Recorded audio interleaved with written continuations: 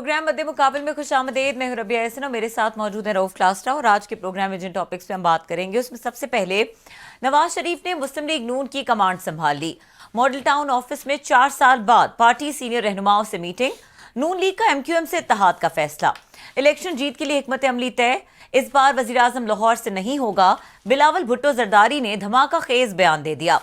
नई असम्बली के वजूद तक आरिफ अलवी को ओहदा सदारत पर बरकरार रखने की हिमायत कर दी। 9 में हमलों में मुलव्विस न होने वाले किरदारों को रिहा करने का भी मुतालबा। जरदारी नवाज शरीफ राब्ते में क्या हकीकत है, क्या पंजाब में पीपल्स पार्टी का कोई मुस्तकबिल है या नहीं, इसके ऊपर बात करेंगे। दूसरी जानिब नवाज शरीफ की साबिक डीजी एफआईए बशीर मेमन से मुलाकात। उन्हें सिंध में क्या अहम जिम्मेदारियां मिलनी हैं या मिलने वाली हैं, जानेंगे बशीर मेमन से आज के प्रोग्राम में। और शाहिद खाकान अब्बासी नून लीग के लिए बड़ा चैलेंज बनकर सामने आ गए। पीपल्स पार्टी में इख्तलाफात शदीद। शाहिद खाकान को बनाने के लिए साद रफीक और अयाज सादिक को अहम टास्क दे दिया गया। साबिक वजीर आजम का मरियम नवाज की क़ियादत मानने से साफ इनकार। शाहिद खाकान की पार्टी से बगावत की अहम वजह मरियम नवाज है या कहानी कुछ और है, इसके ऊपर बात करेंगे।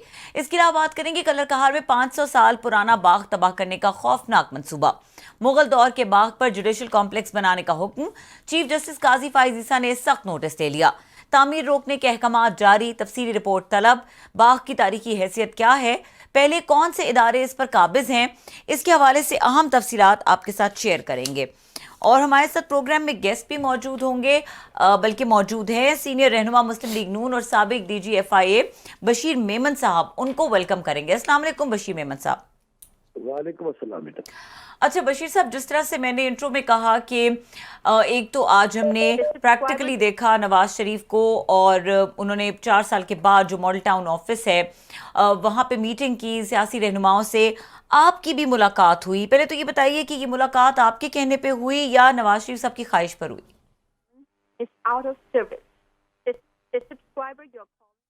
लाइन कट गया जी, बशीर मेमन साहब साथ मौजूद नहीं है। क्लास साहब, एक बड़ी डेवलपमेंट आज देखी हमने और मीटिंग्स देखी। कुछ लोग थे, कुछ लोग नहीं थे। ये मीटिंग की थी, इसको कैसे देख रहे हैं? अभी डिटेल्स तो हम बशीर साहब से पूछेंगे। उनसे पूछते हैं। हाँ। जैसे आपने बात की ना कि एक तो मेरा ख्याल बड़े अरसे बाद वो 4 साल बाद मॉडल टाउन जो है, पहले तो यहीं पे घर थे, पूरी शरीफ फैमिली जो है वो मॉडल टाउन में रहती थी। इसके बाद वो शिफ्ट हो गए थे वहाँ पे रेवेंट साइड पे, या जाती उमरा जिसको कह रहे हैं। सो बड़े इस तक अरसे तक जो इनका हेडक्वार्टर था या इन पॉलिटिकल एक्टिविटीज़ जो थी वो मॉडल टाउन में ही होती थी।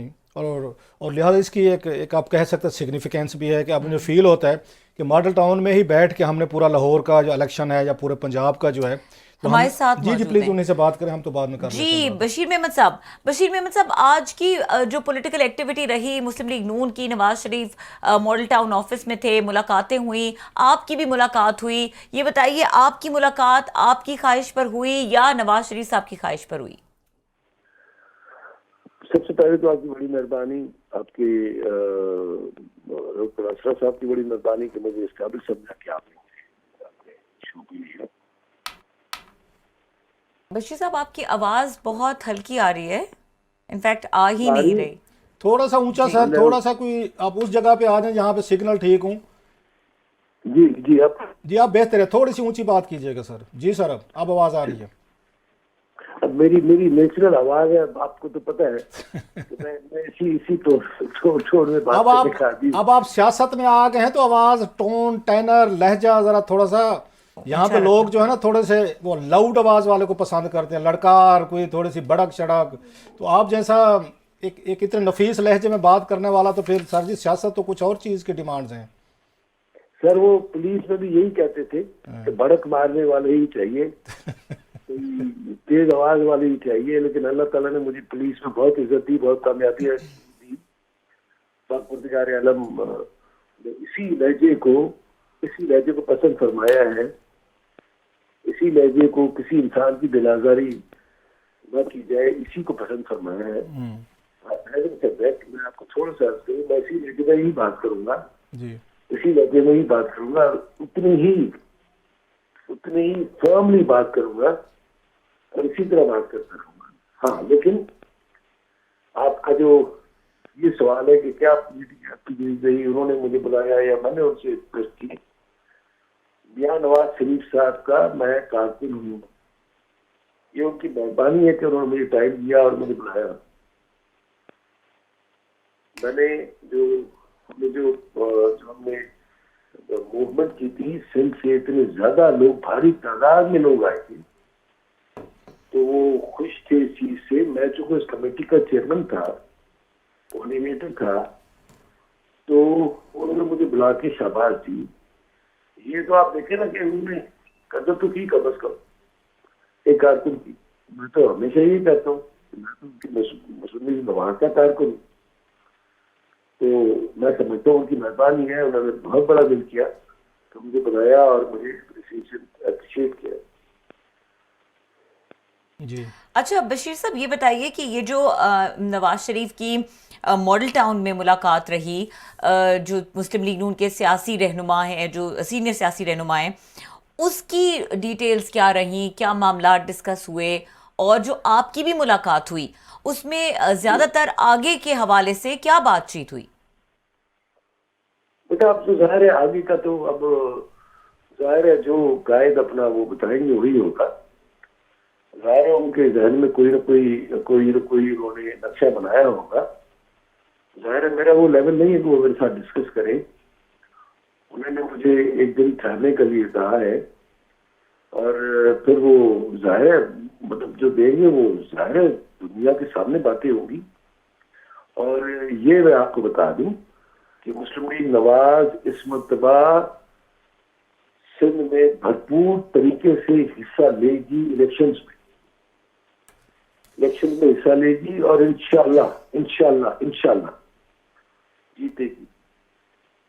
भरपूर तरीके से अपनी इत्तेहादियों के साथ अपने इत्तेहादियों के साथ मिलकर के हम इंशाल्लाह आपको इलेक्शन इंशाल्लाह अल्लाह के हुक्म से, मदीने वाले के काम से हम इंशाल्लाह इलेक्शन जीत के दिखाएंगे आपको। अच्छा मोहम्मद साहब, आपने कहा इत्तेहादियों के ताउन से, आपके कौन से इत्तेहादी हैं? कुछ 4-5 गिनवाएंगे सर सिंध में जो नवाज शरीफ साहब के इत्तेहादी हैं और आपके साथ मिलकर वो इलेक्शन लड़ने को तैयार हैं सर? मैं कह रहा हूँ कि इत्तेहाद तो अभी इंशाल्लाह देखे ना, इंशाल्लाह मैंने कहा कि इत्तेहाद तो बनेगा।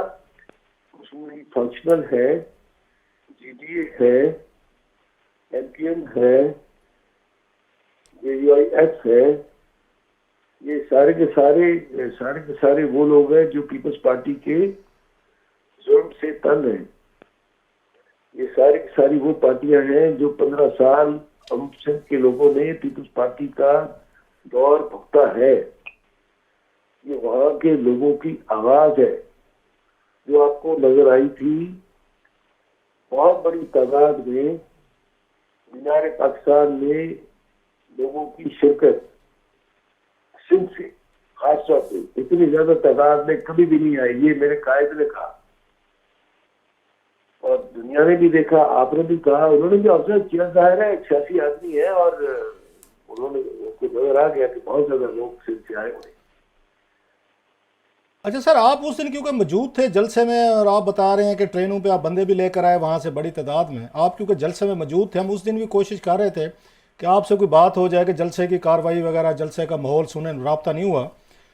वहाँ पे एक इतराज़ ये आ रहा है कि बाहर से लोग आए थे जिन्होंने आके मीनार पाकिस्तान का जलसा वो किया। लाहौर अब itself is a big city. Lahore के लोगों की शिरकत बड़ी कम थी। हिंद सिंध वो बात है, अगर उनसे एरिया से सिंध से आ गए, इधर कोई बलूचिस्तान से सपोजली आ गए, कोई हमारे साउथ से आ गए, कोई केपी के से कुछ इस तरह लोग लेकर आ गए। तो वहाँ पे जो हैं, जो लोग हैं, ये लोकल लोग, उनकी पार्टिसिपेशन वो कहते हैं कम थी। जहाँ पे शरीफ फैमिली ने इलेक्शन लड़ने हैं, नवाज शरीफ साहब ने लड़ना है, मरियम साहब ने लड़ना है, शहबाज शरीफ साहब ने, हमजा साहब ने, और जो भी इनके फैमिली के हैं 4-5 इन्होंने खुद लड़नी है। अगर लाहौर में इनका वोटर बाहर नहीं आया, जो एतराज़ आ रहा है, अब इस पर थोड़ा सा कमेंट कीजिएगा। तो how they are going to win sir? अच्छा सर, मैं उस सवाल का मैं आपको एक जवाब दे दूं सर 2 दिन पहले खुदकर साहब ने एक जलसा किया था लाहौर में, शहर में। उसकी पब्लिक देखी थी आपने? उसमें कोई सुनते आया हो तो 2 दिन पहले का जलसा था। आप बड़ी मेहरबानी करें, फुटेज मुसलमान है उस जलसे की। थोड़ी बात सुनिए, ये जो चाहे कहते। अच्छा, जो खोखर साहब ने जलसा किया था, मैं तो आपको नया पार्टी में, नॉर्वे में पार्टी में, उसमें क्या होगा उसका सियासत में, अगर कोई देख है तो वो लोग कौन थे, वो तकरीबन मेरे ख्याल में 40,000 50,000 के लोग नहीं बड़ा। तो मैंने तो टीवी पे देखा, मतलब आप ही लोगों ने देखना है, अगर आप लोग के चैनल से वो आप टिकट देख ले, तो वो लाहौर के थे या कोई बाहर के डोमिसाइल वाले और बाहर के शिनाख्ता रखे वाले लोग उन्होंने कटिंग किए थे पूरे पंजाब से। ये तो हम आए थे अपना जश्न मनाने के लिए, सिंध से लोग आए थे जश्न मनाने के लिए, ये हमारा जश्न था। अच्छा, फिर क्योंकि बाहर से जो लोग हैं वो शायद जल्दी पहुंच गए, लाहौर वाले पहुंच ही नहीं सके, हमारे पिंडी का पूरा काफिला नहीं पहुंच सका, अच्छा पूरा बावनपुर का काफिला नहीं पहुंच सका। सारे लोग पाकिस्तान के आगे पाकिस्तान का लीडर है। अच्छा सर, एक बात बताएं सर, मेमन साहब, आप एक तरफ बता रहे हैं कि सिंध में बहुत बड़ी कोई पॉलिटिकल कोई रेवोल्यूशन आ गया है, वहाँ पीपल्स पार्टी के खिलाफ जो आप बातें बता रहे हैं, लोगों के दिल भर गए हैं, 15 साल से लोग उनसे थक गए, फेयर एंड सब कुछ हो गया।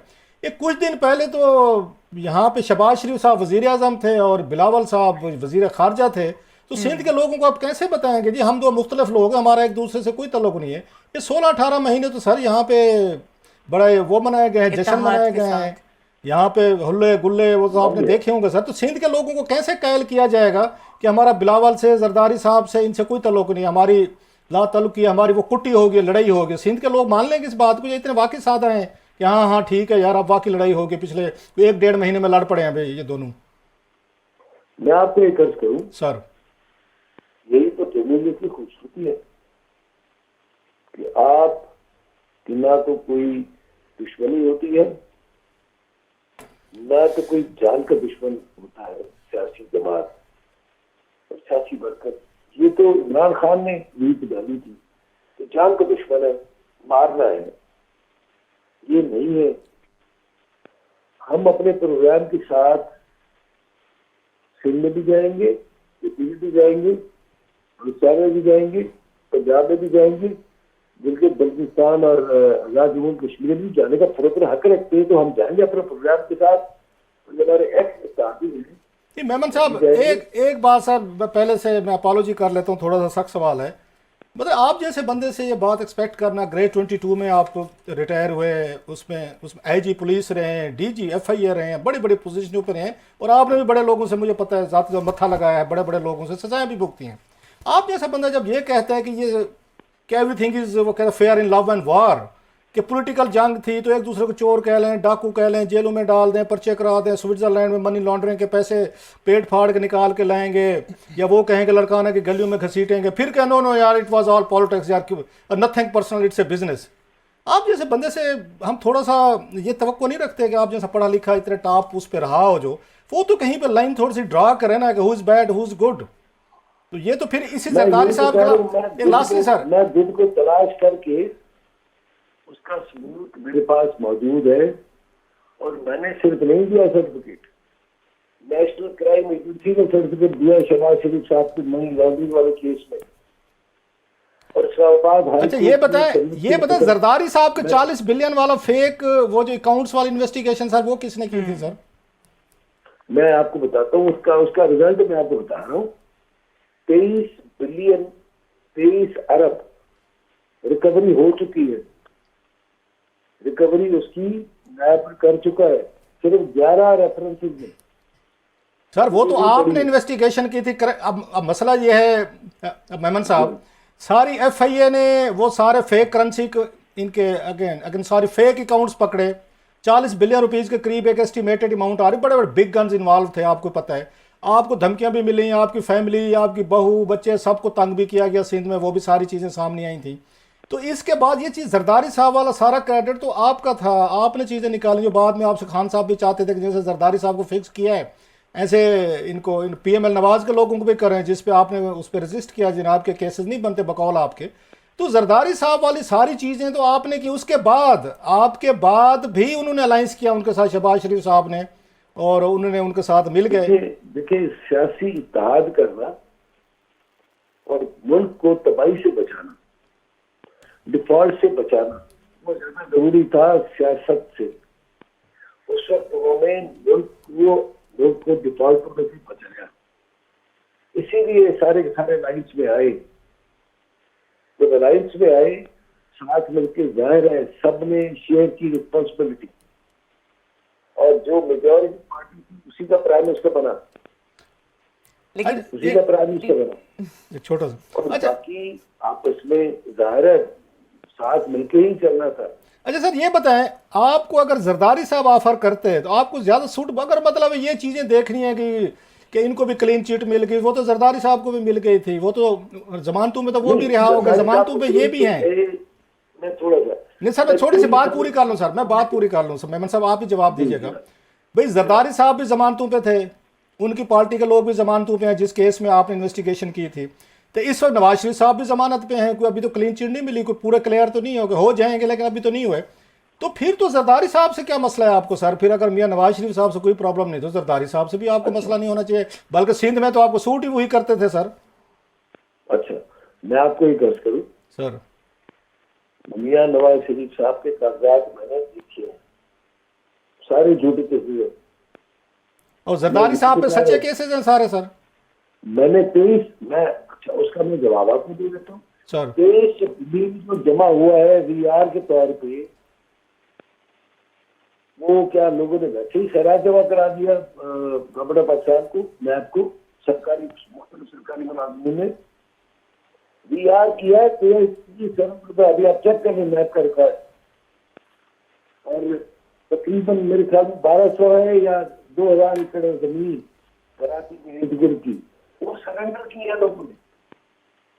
कराचरा साहब, मैं जो बात आपको अर्ज कर रही हूँ वो आपके रिकॉर्ड का हिस्सा है, ये रिकॉर्ड का हिस्सा है। और दूसरा, मैं एक तरक्की भी देखता हूँ, तनज़्ज़ुली भी देखता हूँ, सिर्फ पंजाब की तरक्की देखी है। पंजाब में आप खुद लैया के रहने वाले हैं, मुझे बताइए कि लैया को आप तो खैरपुर, अच्छा दूसरा मैं थोड़ा सा कहना चाहता हूँ, खुद बिलावल भुट्टो जरदारी साहब ने असेंबली में बयान देते हुए कहा कि हमें सिंध में तरक्की शहबाज स्पीड चाहिए। 15 साल में कोई समझ नहीं है कि तरक्की होती कैसे। खुद कहते हैं शहबाज स्पीड चाहिए। अच्छा दूसरा, मुल्क को डिफॉल्ट से बचाने के लिए मोहर ने अपनी सियासत की कुर्बान किया मशहूर लोगों ने, ये तो आप मानेंगे ना कि मुल्क का विकास ज्यादा नहीं है। और मियां नवाज शरीफ साहब आ रहे थे पाकिस्तान, तो उन्होंने यही फरमाया कि मेरा अपने मामला को मैं खुदा पे छोड़ता हूँ, पहले मुल्क की मईशत को ठीक करेंगे पहले जाकर। उनकी मईशत को 2017 में यहाँ पे शुरू किया, खत्म किया था, हमें हटाया गया था, मैं उसी हिसाब से जाकर शुरू करूँगा। तो अब उसमें अब जाहिर है अपना एजेंडा हम लेकर के जाएंगे, अपना तरक्की का एजेंडा लेकर के जाएंगे। बिलावल साहब का डील होगा, हमने बयानिया है शहबाज स्पीड का, वो लेकर के जाएंगे, क्योंकि बिलावल साहब खुद कहते हैं कि शहबाज स्पीड को शहबाज शरीफ खुद आना चाहते हैं। अच्छा बशीर अहमद साहब, अभी थोड़ी देर पहले आपने कहा कि हमने जब ये पीडीएम गवर्नमेंट बनी उस वक्त एक इत्तेहाद था, सबकी अपनी अपनी जिम्मेदारियां थी। उस जिम्मेदारियों के बारे में रिसेंटली आसिफ अली जरदारी ये कहते हैं कि इट वाज अ फेलियर, और वो इसकी सारी जिम्मेदारी डालते हैं शहबाज शरीफ के ऊपर, और वो कहते हैं कि मामलात को बिल्कुल ठीक तरीके से नहीं चलाया गया। तो उन्होंने तो अपने आप को अलहदा कर दिया इस पूरे प्रोसेस से। अब आप किस तरह से कह सकते हैं कि ये जिम्मेदारी म्यूचुअल थी जब एक बंदा एक पार्टी लेने को तैयार ही नहीं है? बेटा सारे के सारे कैबिनेट में बैठ के फैसले करते रहे, उसके उसमें साइने करते रहे। अच्छा अब अगर जो गलत काम हो गया तो वो कहते हैं नहीं है, अच्छा काम हो तो हमने किया, ये तो कोई मैं समझता हूँ अच्छी रिवायत नहीं है। बिल्कुल मैं समझता हूँ कि उनको ये बड़ी है, मुझे ये उनके बारे में नहीं कहना चाहिए, लेकिन उनको इस तरह की बात नहीं करनी चाहिए, रेब नहीं। अच्छा मेमन साहब, इससे क्या समझे हम कि नूरा कश्ती और ये 3 महीने का प्रोजेक्ट है कि जनाब कि इस वक्त अगर हम एक दूसरे की तरफ वक्ती तौर पर 3-4 महीने का दंगल है, सियासी खेल है, इलेक्शन आ रहे हैं, तो एक दूसरे को वही ताबड़तोड़ हमले जैसे 2013 में हुए, 2018 में हमने देखे कि लोगों को कोई ना कोई नैरेटिव तो देने आपने वोट लेने के लिए, आप हमें आके गोलाबारी करें, हम आप पे करें, और फिर इलेक्शन के बाद कितने चांसेस हैं सर कि जरदारी साहब और नवाज शरीफ साहब फिर मुश्तरका हुकूमत बना के बैठे हों? सर मेरी बात सुने, कोई दुश्मनी थोड़ा है,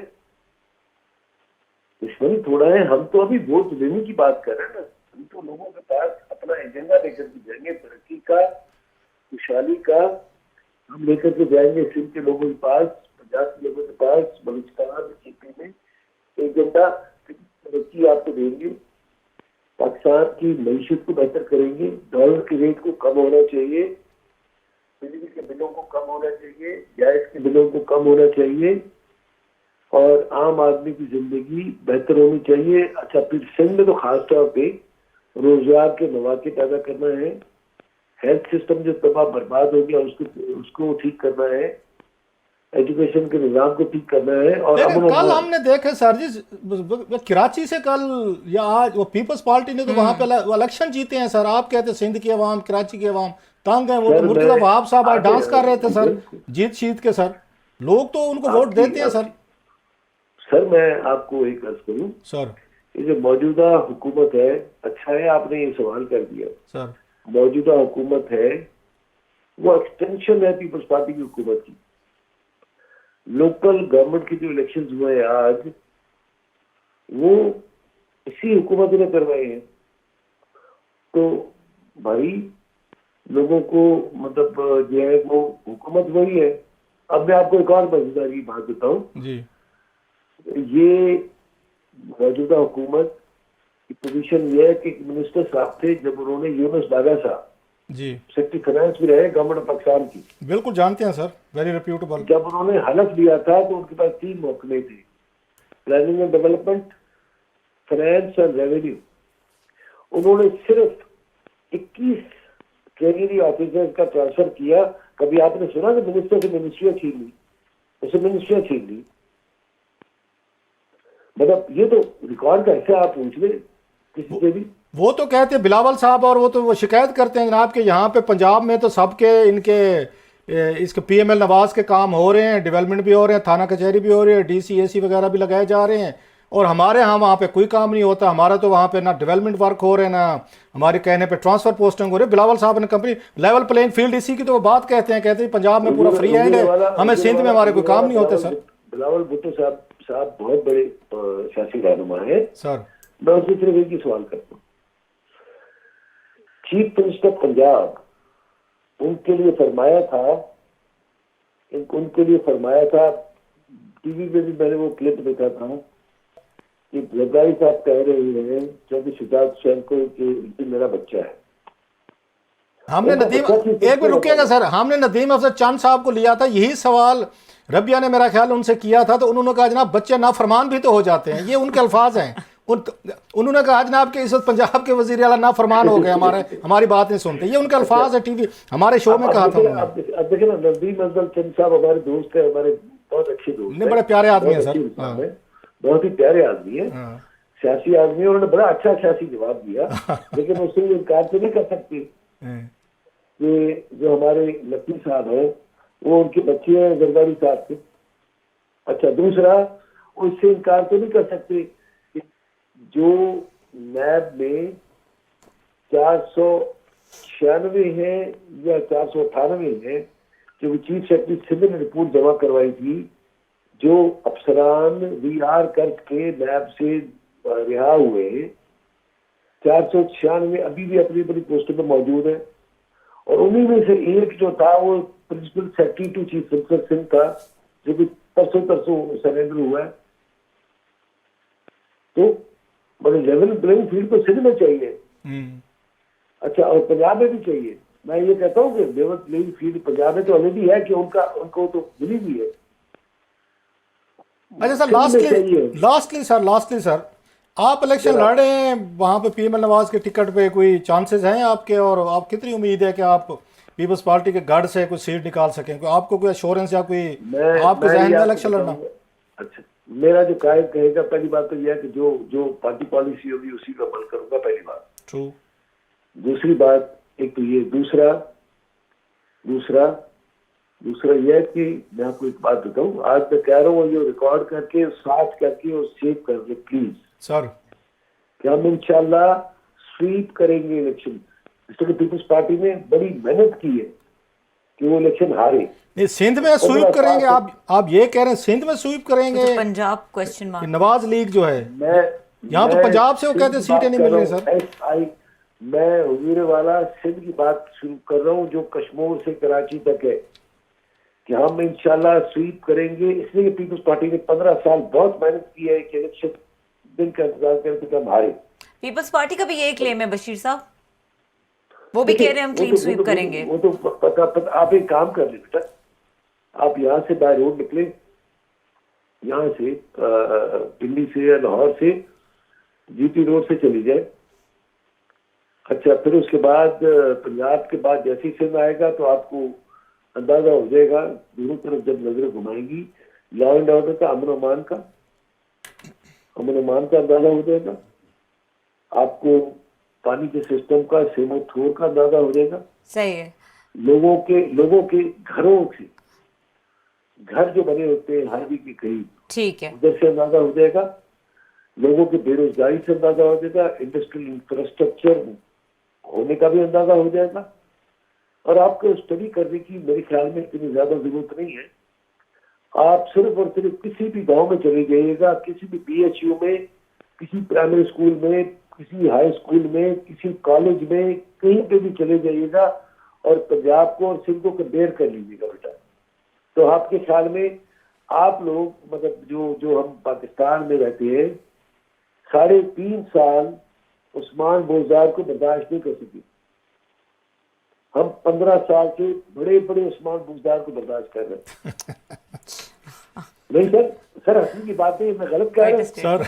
नहीं, आपका कमेंट ऐसा था कि जस्ट वो तमाम जो लोग थे 15 सालों में, उनके फेसेस मेरे सामने आ गए और उनकी कंपैरिजन, इस कंपैरिजन पे वो तो तड़प कंपैरिजन उठेंगे। किया। मैं उस पे आपकी बात पे नहीं, मैं जरा 3 साल में मैं ये मेरा ये कहना है कि 3.5 साल सर एक बारी क्या आ गई ना, तो हमें क्या आ गई ना, पंजाब की क्या आ गई, सब में बहुत ज्यादा आ गई। नहीं सर, एक बात बताएं सर, हालांकि हम प्रोग्राम का हमारे सेगमेंट का टाइम खत्म हो चुका है, लेकिन फिर भी जरा एक थोड़ा सा पूछना चाहता हूँ।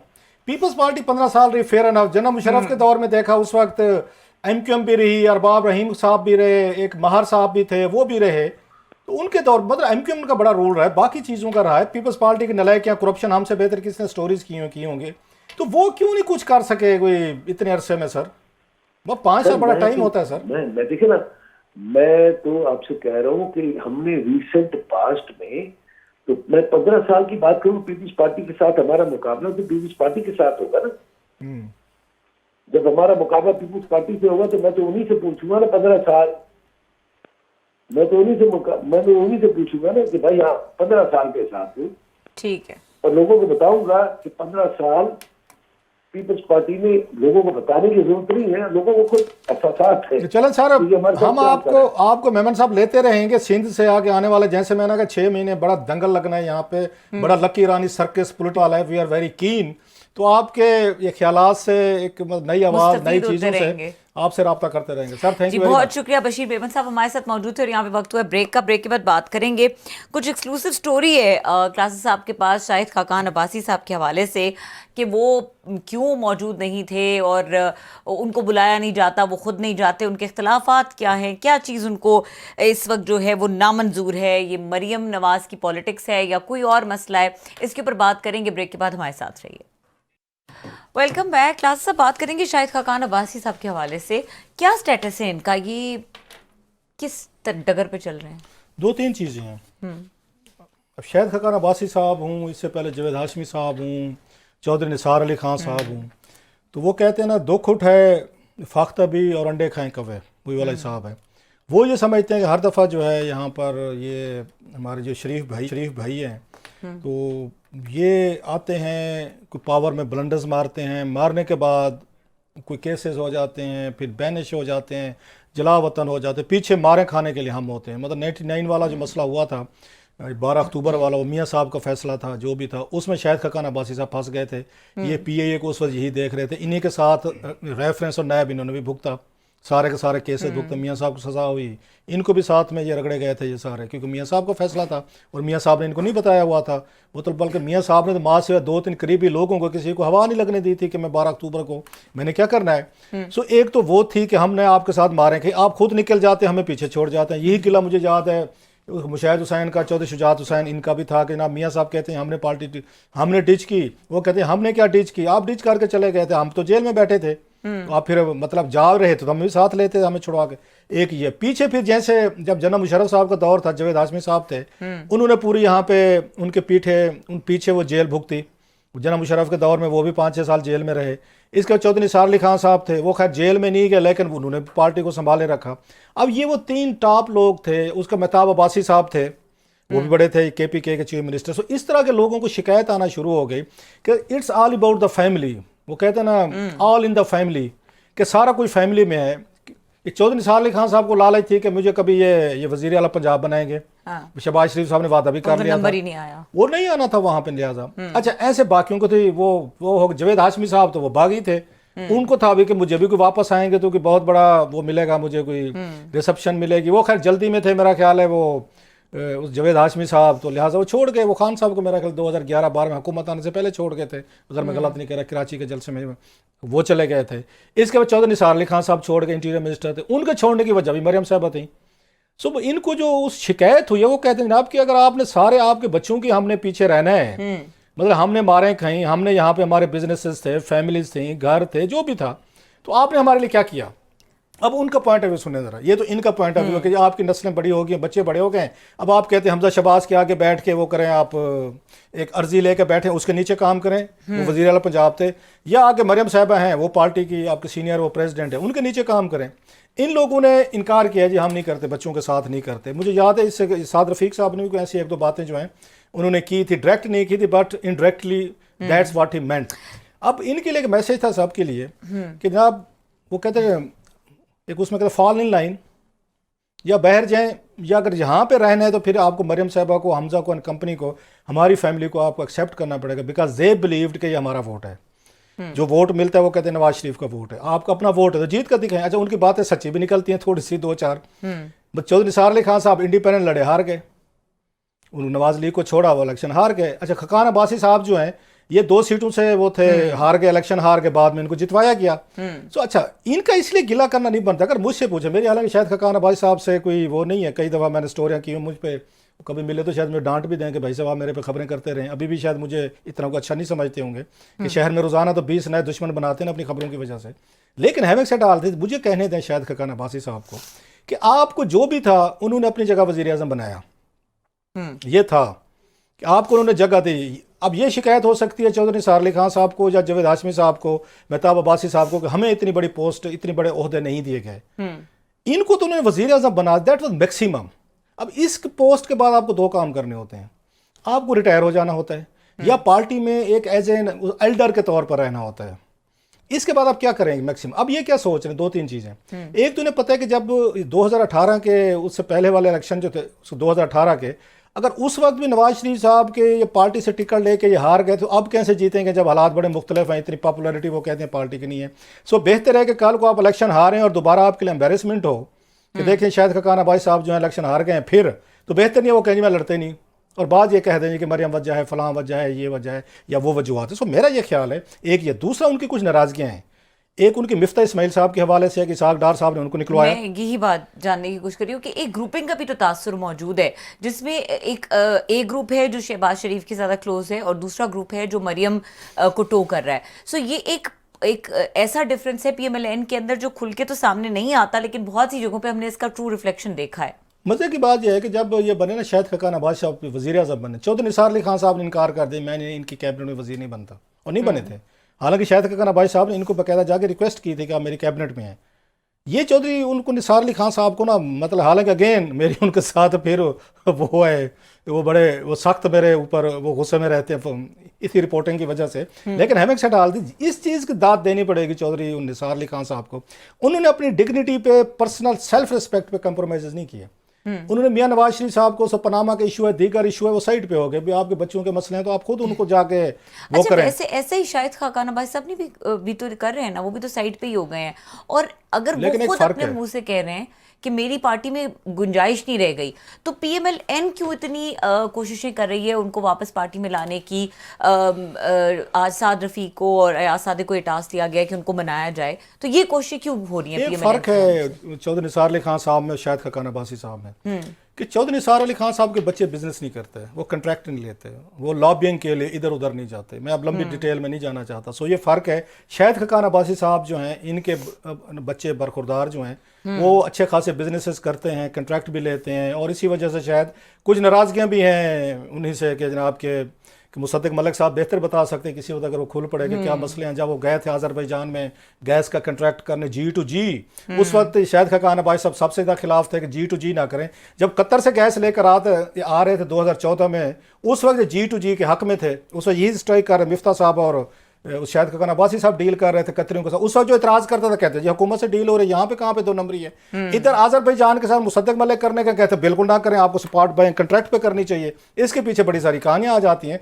सो शायद खाकान अब्बासी साहब को इस पार्टी में लगता है कि अब मैंने वज़ीर आज़म बनना नहीं है, क्यों कि मियां नवाज शरीफ साहब आ गए, वो वज़ीर आज़म बनेंगे। लेकिन वो एक और मॉडल भी नहीं देखते जो जरदारी साहब ने एडजस्ट किया अपने 2 साबिक वज़ीर आज़मों को। एक मॉडल वो भी तो है ना, उन्होंने वहाँ पे आके यूसुफ रज़ा गिलानी साहब को सेनेट में लेके, और कोई मुमकिन नहीं है 2000 अगले इलेक्शन आ रहे हैं, कोई इनकी पावर शेयर होंगे तो गिलानी साहब को चेयरमैन सेनेट बन जाए। इलेक्शन भी लड़ाया, वो तो वो 7-8 वोट जो हैं उसे मुजफ्फर शाह साहब जो बैठे थे प्रेसिडेंट, उन्होंने वोट नहीं माने थे, अदरवाइज तो बन गए थे गिलानी साहब। सो उन्होंने अपने साबिक वज़ीर आज़म को सेनेट में लाया, इलेक्शन जितवाया और चेयरमैन सेनेट बना रहे थे। एक और साबिक वज़ीर आज़म राजा परवेज़ अशरफ को उन्होंने कौमी असम्बली का स्पीकर बनवा दिया। सो ये जो है हमारे शायद खाकान अब्बासी साहब, सियासत थोड़ा सा पेशेंस का नाम है। ये भी खान साहब की तरह थोड़े से मुझे जल्दी में लग रहे हैं। इनके भी चांसेस हो सकते थे कि कल को अगर पार्टी में रहते तो पार्टी आपको किसी हद तक अकोमोडेट कर सकती थी, कोई ऐसा ओहदा दिया जाए, काफी इंपॉर्टेंस अभी भी देती हुई नजर आ स्पीकर रही का है। ओहदा दिया जाए आपको, और बहुत सारे मतलब कार को चेयरमैन सेनेट के लिए सेनेट की सीट पे आपको वो लड़ा सकते हैं। अच्छा, क्विकली अगला सब बस एक क्वेश्चन में फिर हम नेक्स्ट सेगमेंट की तरफ जाएंगे। खाकान अब्बासी साहब ने ये कहा है कि नवाज शरीफ पर ये जिम्मेदारी आयद होती है कि वो तमाम रहनुमाओं से राब्ते करें जो सियासी पार्टीज हैं, और खास तौर पर उन्होंने चेयरमैन पीटीआई का कहा है कि उनको करना चाहिए उनसे राब्ता। सो किस कॉन्टेक्स्ट में देख रहे हैं उनकी स्टेटमेंट को? डेफिनेटली मेरा ख्याल है उन्होंने उनके लिए एक मुश्किल पैदा की है, क्योंकि वो चेयरमैन पीटीआई के जो ख्यालात हैं नवाज शरीफ साहब के बारे में वो ढके छुपे नहीं हैं। मियां साहब के लिए कितना बड़ा मुश्किल काम होगा कि जो उनको पूरे जिन्होंने 4-5 साल वो किया है, बैशिंग की है, चीज़ें की हैं, तो उनके साथ बैठे। अच्छा, खान साहब तैयार हैं, ये जहन में रखें। उन्होंने मौला फजल रहमान साहब के घर बंदे भेज सकते हैं, तो ये तो कोई मसला ही नहीं है नवाज शरीफ साहब के घर पर। बहुत लोग दे रहे हैं वो होंगे, लेकिन बात भी एलिमेंट ऑफ ट्रस्ट की है। खान साहब का प्रॉब्लम ये है कि खान साहब lost is credibility and trust. वो कहते हैं हर चीज़ आपकी, वो एक ना बड़ा खूबसूरत एक कोट है, इसका इंग्लिश फिल्म है जनरल्स डॉटर, उसका बड़ा कोट है बड़ा खूबसूरत। वो कहते हैं what is worse than A rape of a woman, वो कहते हैं betrayal. Betrayal is such a big thing कि बिट्रेयल बाज ऑफ आप लोगों को वो करती है, हर्ट करती है, लोग धोखा दें, चीट करें या ये चीज़ें करें। सो खान साहब का ये है कि उन पर ट्रस्ट कोई नहीं करता, ना उन पर एस्टेब्लिशमेंट ट्रस्ट करती है, ना उन पर पॉलिटिशियन ट्रस्ट करते हैं। इस वक्त सबसे ज़्यादा खौफनाक आइसोलेशन में वो बैठे हुए हैं। बेनज़ीर भुट्टो साहब का अगर आपको याद हो, उन्होंने एक अक्लमंदी की थी जब भुट्टो साहब को फांसी लगी, जो लगवाने में शामिल थे, मार्शल लगवाने में, उन्होंने उन्हीं पार्टीज के लीडरों को साथ उनको मिला के MRT बना ली थी, और उसी दबाव को वो इस्तेमाल करते हुए इलेक्शन करवाए 85 के, खैर उसमें से वो नहीं आई, 88 तक वो वज़ीर आज़म बन गई थी। सो सम टाइम आपको अपने दुश्मनों के साथ अलाइंसेस बनाने की जरूरत पड़ती है, लेकिन खान साहब पे इस पर ट्रस्ट करने को कोई तैयार नहीं। That's the reason. दूसरा एस्टेब्लिशमेंट का एक है, तो लोग उनके करीब जाने को तैयार ही नहीं है कि जनाब इनको हम साथ मिला के क्यों एस्टेब्लिशमेंट को अपने खिलाफ कर लें। सही, ये वजूहत भी हैं। ठीक है क्लास साहब, इस वक्त ब्रेक का वक्त हो रहा है, और ब्रेक के बाद जो हम बात करेंगे, लड़कहार में 500 साल पुराना बाग है, उसको एक तबाह करने का खौफनाक जो मंसूबा है वो सामने आया है। मुगल दौर के बाग पर जुडिशल कॉम्प्लेक्स बनाने का हुक्म दिया गया, और इस पर चीफ जस्टिस काजी फाइज ईसा ने सख्त नोटिस लिया है। इसकी डिटेल्स क्या है, कंबर जैदी हमारे साथ मौजूद होंगे, उनसे जानेंगे। हमारे साथ रहिए। Welcome back. और सीनियर रिपोर्टर कंबर जैदी हमारे साथ मौजूद हैं। कंबर, आपको वेलकम करेंगे। अस्सलाम वालेकुम। वालेकुम सलाम रबिया। अच्छा कंबर, एक अहम मामला है ये। कलरकहार में 500 साल पुराना मुगलिया दौर का एक बाग है, और इसके ऊपर जुडिशल कॉम्प्लेक्स बनाने का हुक्म दिया गया। चीफ जस्टिस काजी फाइज ईसा ने इस पे नोटिस लिया है और तामीर रोकने के अहकामात भी जारी किए हैं। इसकी क्या डिटेल्स हैं, बताइएगा। देखिए रबिया, ये 500 साल पुराना बाग है जहाँ पे जो जुडिशियल कॉम्प्लेक्स है वो बनाने का हुक्म लाहौर हाई कोर्ट के चीफ जस्टिस ने दिया है। ये बड़ी खूबसूरत जगह है और इसकी एक तारीखी हैसियत है और इस बाग के हवाले से काफी वाकयात भी मशहूर है। अभी राइट नाउ मामला ये है कि इस पर जो यहाँ के जो चकवाल के एडिशनल जो सेक्रेटरी जो डिप्टी कमिश्नर है सॉरी, उन्होंने एक बात का नोटिस लिया और उस नोटिस में ये था कि ये जो बाग है इसको बॉटेनिकल गार्डन बनना चाहिए रेदर देन कि ये जुडिशियल कॉम्प्लेक्स कोई बने। लेकिन जो हुकूमत थी इसने इसकी मंजूरी दे दी थी 14 फरवरी 2023 को और इस हुकूमत की मंजूरी देने के बाद इसकी बाउंड्री वॉल बनाई जानी थी जिस पर तकरीबन 15 मिलियन का खर्चा आना था, लेकिन उसके लिए फंड्स अभी रिलीज नहीं किए गए। मीनवाइल ये मामला जब हाईलाइट हुआ तो इसको जस्टिस काजी फाइज ईसा ने देखा और इस बात की एक हैसियत थी। जस्टिस काजी फाइज ईसा ने फौरी काम रोकने का इस पर कह दिया और एडिशनल रजिस्ट्रार से जो है वो रिपोर्ट भी तलब कर ली है।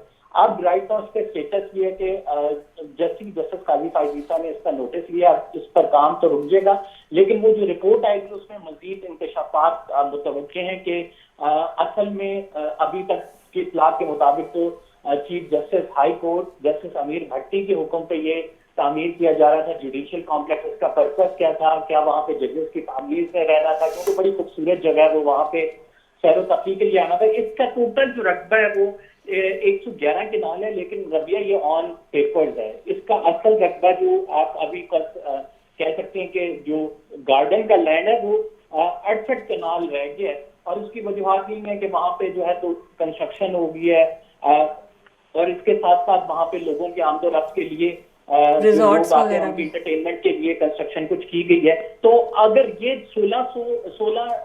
16 केनाल अगर दे दी जाती तो तकरीबन इसका रकबा रह जाना था 52 केनाल। तो जो ये तमाम मामला इसका चीफ जस्टिस ने नोटिस ले लिया, इस पर रिपोर्ट आती है तो फिर कुछ पता लगेगा। अच्छा, इसकी हिस्टोरिकल मेरा ख्याल है ये इसकी ये है कि जहाँ पे जब आए थे मुगल एम्परर जो है फर्स्ट मुगल बादशाह जो थे बाबर, जिसका इसका तुस्के बाबरी में भी इसका जिक्र किया गया, इसी गार्डन का जो उसने आगे खुद अपनी वो रखी थी, इसकी फाउंडेशन रखी थी। और बल्कि इस पे बड़ा लोग जब जाते हैं, मेरा ख्याल सियाह जाते हैं तो वहाँ लिखा हुआ है तख्ते बाबरी के हिसाब से, तो वो वहाँ पर करते हैं। एक चीज़ तो ये, दूसरा ये है पहली दफ़ा मैंने फॉर ए चेंज एक अच्छी चीज़ जो देखी है। पहले तो मेरा ख्याल है जो डॉन के रिपोर्टर हैं उनका नाम है नबील अनवर, तो उनको मेरा ख्याल अप्रिशिएट करना चाहिए। ही ब्रोक दिस स्टोरी, जिससे सामने लाइमलाइट में और जिसके बाद सोशल मीडिया पे और फिर चीफ जस्टिस ये जो काजी फैज ईसा साहब, उनके भी शुक्रगुजार हैं कि उन्होंने इतनी अहम एक उस पर डेवलपमेंट पर उन्होंने नोटिस लिया और इसको रुकवाया। अदालतों को इन चीज़ों पे अप्रिशिएट करना चाहिए। लेकिन मेरे लिए एक और बड़ी एक सरप्राइजिंग सी चीज़ है, यूजुअली होता नहीं है, वो वहाँ की जो चकवाल की डिस्ट्रिक्ट एडमिनिस्ट्रेशन है, डिप्टी कमिश्नर या एडिशनल डिप्टी कमिश्नर साहब, तो मेरा ख्याल चकवाल के वो कमिश्नर जो हैं वो रिटायर्ड कैप्टन बिलाल हाशिम और एडिशनल उनके डिप्टी कमिश्नर हैं बिलाल बिन अब्दुल हफीज़। इन दो ब्यूरोक्रेट्स को मेरा ख्याल वन मस्ट अप्रिशिएट कि उन्होंने जो स्टैंड लिया, उन्होंने लेटर्स लिखे, इसको उन्होंने इवन अदलिया को भी लिखे और उन्होंने पंजाब हुकूमत को भी लिखे कि इसकी बड़ी तारीखी हैसियत है, ये बहुत बड़ा एक बाग है, इसको अगर इसी 111 से अगर मामला 52 तक आ गया, सारी लैंड तो इन द नेम ऑफ सरकार एनक्रोच होगी।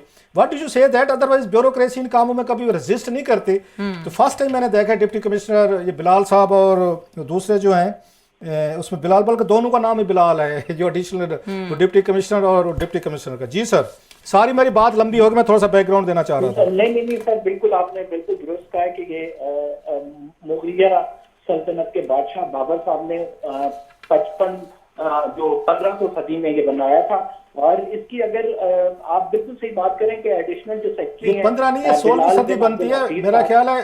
उन्होंने अदलिया को भी खत लिखा है और सर महकमा जो ज़राअत है इसके साथ जो फॉरेस्ट्री का डिपार्टमेंट है उसको भी खत लिखे गए हैं और इन खत में बाकायदा कैटेगरी के लिए उन्होंने एड्रेस किया है कि इसको बोटेनिकल गार्डन बनाना चाहिए, ये तो हमें इसको रिजर्व करना चाहिए और आप यहाँ पे जुडिशियल कॉम्प्लेक्स बना रहे हैं। ऑलरेडी इसकी जगह पर जो है वो कंस्ट्रक्शन हो चुकी है जिसकी वजह से इसका लैंड जो है ऑलरेडी कम हो गया है। तो मौजूद जज साहब, आपको पता है क्लासेस आपको फौरन कार्रवाइयां भी शुरू हो जाती हैं कि मौजूद जज साहब जरा इस बात का नोटिस लें, वो एक हायर अथॉरिटी है, तो वो इसका जो ये मामला है जो उन्होंने बाउंड्री वॉल का कंस्ट्रक्शन करने का हुक्म दिया, राबिया रफी साहब हैं जिन्होंने एडिशनल रजिस्ट्रार हैं लाहौर हाई कोर्ट की, उन्होंने बज़ाहिर ये हुक्म दिया था। अच्छा, वो तो खैर ऊपर से हायर अथॉरिटी ने कहा होगा उनको, ऑफ कोर्स उनका तो नहीं होगा। अच्छा, मैं एक और मुझे याद है 4 साल पहले यहाँ पे ये है, आप जाए ना कलर कहार के मोटरवे से सामने जो बिल्कुल फेसिंग पहाड़ी है उसके रेस्ट एरिया के सामने, यहाँ पे उन्होंने फार्म हाउसेस बना रहे थे, हाउसिंग सोसाइटी लॉन्च हो गई थी, उस वक्त भी एनओसी मिल गए थे उनको। किसी का कोई मतलब है, कोई यहाँ पे कोई एनवायरनमेंट वाले, कोई फॉरेस्ट वाले, कोई नेचुरल रिसोर्सेज वाले, ये लोगों में कोई नहीं है, कैसे एनओसी जारी हो जाते हैं वहाँ पे? आपने पहाड़ों पे उनको दे दी कि हाउसिंग सोसाइटीज बना लें, और बन भी गई। उस वक्त हमने रोला डाला था, मुझे याद है, जिसमें सुआ मोटो लोए के उन्होंने उनको वो कराया था, रुकवाया था सारा। अभी भी उसके खड्डे शड्डे नजर आते होंगे सामने। सो ब्यूरोक्रेसी जो रेजिस्ट नहीं करती, वो तो बल्कि एनओसी देती। मैं पहली दफा देख रहा हूँ डिप्टी कमिश्नर और additional deputy commissioner writing case को प्रिजर्व करें कि वो खड़े हो गए हैं सर। बिल्कुल सर, क्लासेस साहब, बिल्कुल ऐसी बात है कि ब्यूरोक्रेसी जिसका काम ये बनता है कि उसको प्रिजर्व करना चाहिए इन चीजों को।